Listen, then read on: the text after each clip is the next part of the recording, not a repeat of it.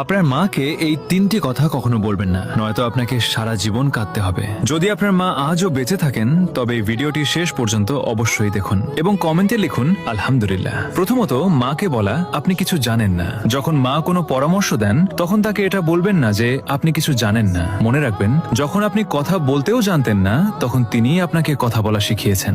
দুনিয়ার সবচেয়ে বড় অভিজ্ঞতা যদি কারো কাছে থাকে তবে তা আপনার মায়ের কাছে আছে। দ্বিতীয়ত, মাকে কখনো বলবেন না আপনি আমার জন্য কি করেছেন। যদি কখনো আপনার মনে হয় যে মা আপনার জন্য কিছুই করেননি, তবে সেই রাতগুলোকে মনে করুন যখন আপনি অসুস্থ ছিলেন আর মা সারা রাত জেগে আপনার সেবা করেছেন।